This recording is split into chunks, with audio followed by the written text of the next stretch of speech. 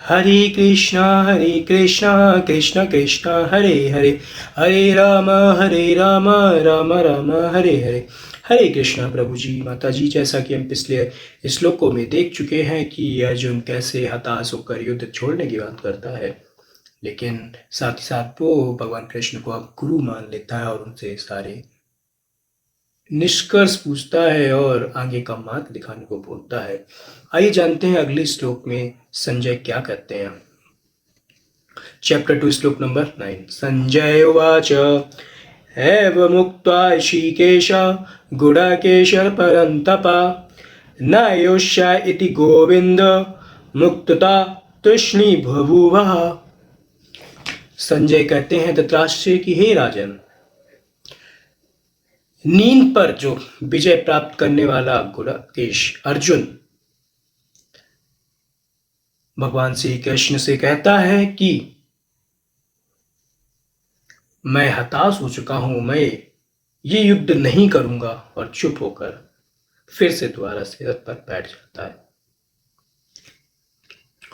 दोस्तों, यहाँ पे अर्जुन को गुडाकेश इसलिए कहा गया है क्योंकि हमारी नियमित क्रियाओं में एक नींद भी होती है, निद्रा भी होती है, जिस पर शायद विजय प्राप्त करना मुश्किल है।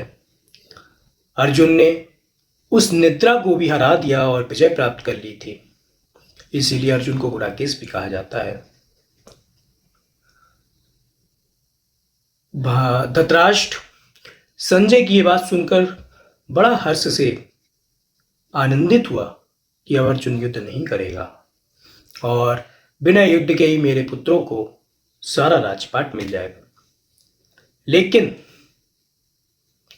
सबको ज्ञात है कि अर्जुन ने अब भगवान कृष्ण को अपना गुरु मान लिया है और इस चीज से जल्द ही वो इस शोक से निवृत्त हो जाएगा और युद्ध में विजयी भी होगा,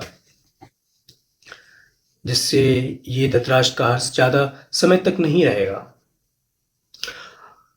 इस श्लोक में एक बात और है कि जहां धृतराष्ट्र इस बात को सुनकर हर्ष से आनंदित हो रहा था, तो कोई दूसरी तरफ यानी भगवान कृष्ण का श्री कृष्ण इस बात से नाराज भी थे कि एक ज्ञानशील व्यक्ति को ऐसी बातें शोभा नहीं देती।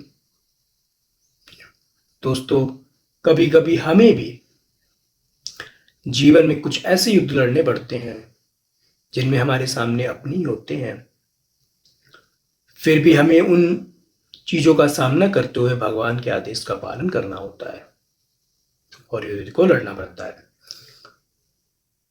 हरे कृष्ण, राधे राधे।